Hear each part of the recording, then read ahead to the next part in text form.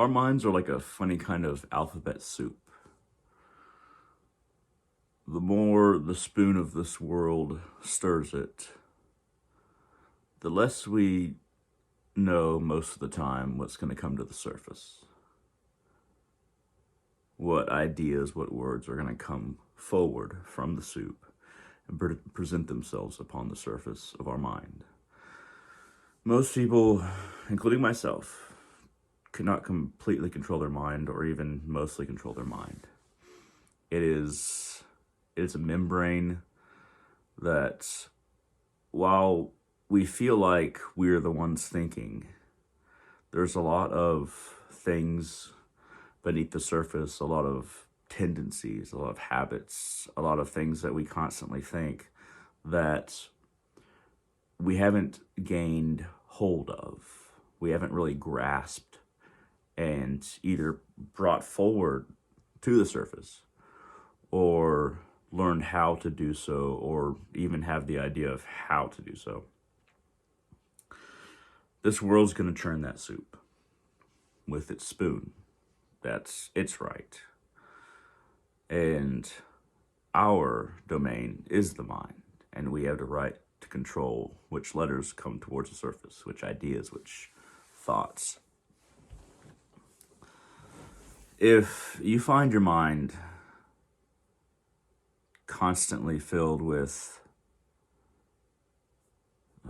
sentences and words and ideas that you find repulsive, or you don't like it, or you don't like the way it makes you feel, which is very important, then you got to figure out what is the nature and the composition of the soup, not necessarily what is the nature and the motion of the stirring of the soup that this world will inevitably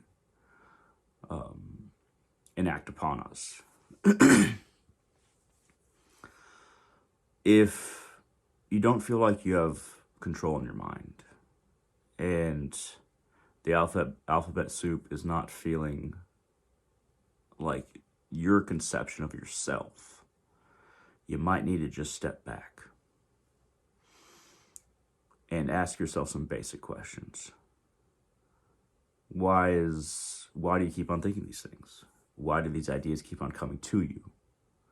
A lot of people will degrade themselves and say, oh, I'm just bad, and that's the reason these thoughts keep on coming to me.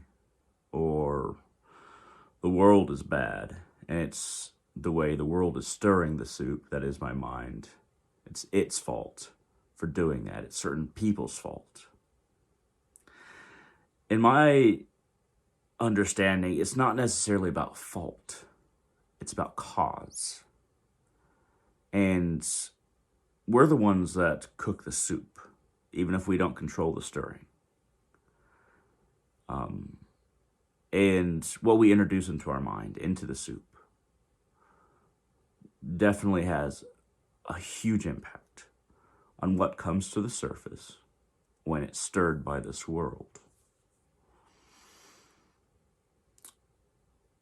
It's important not to blame yourself or think that certain thoughts that come to you that you don't act on. If you act on them, it's a different story, but that you don't act on.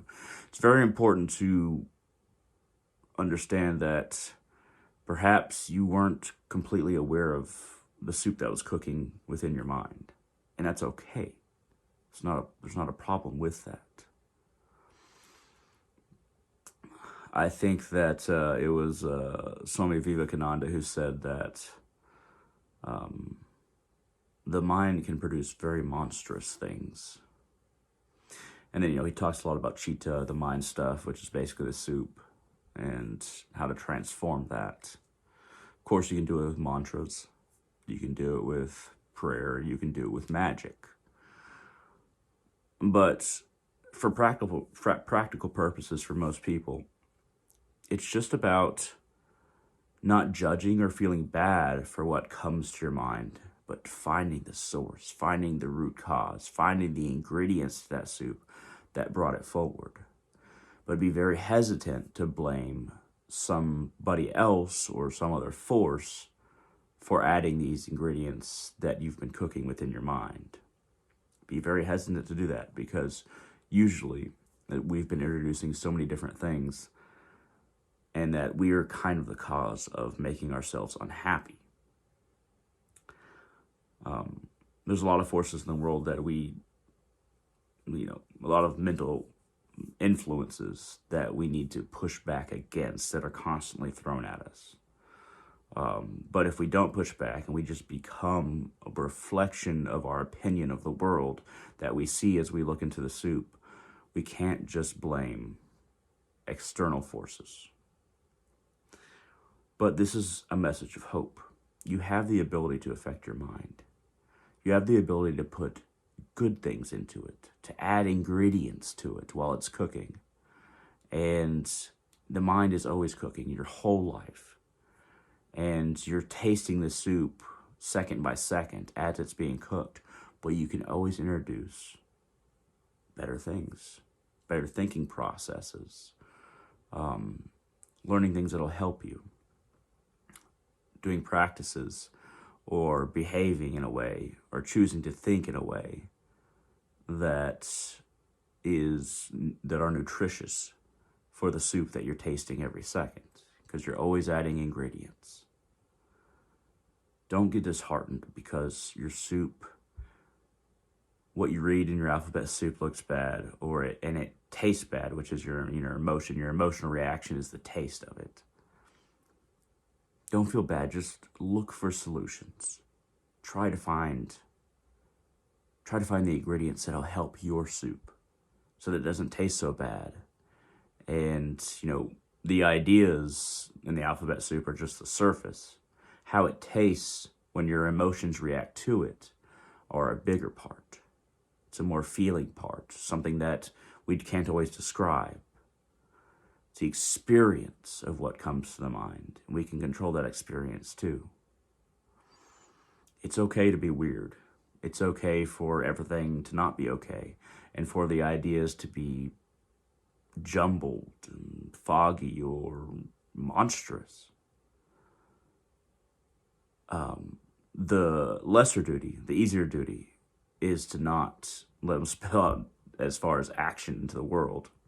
The harder one is actually adding ingredients and lessening the intensity of the stir that can come from the world. That is the harder thing. Our emotions are a big part of us. Our reactions are hard to control.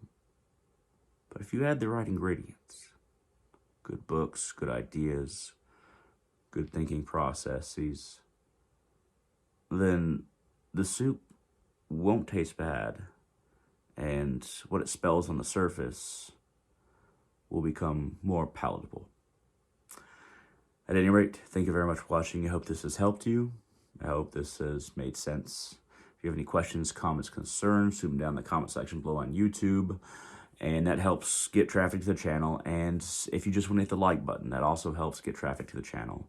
And if you share this video, I'd greatly appreciate it. You can share it wherever you want. I do not mind. I never mind. Because I expect anything that I put out to be shared wherever.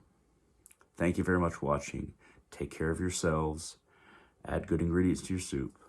And all of you, have a wonderful day.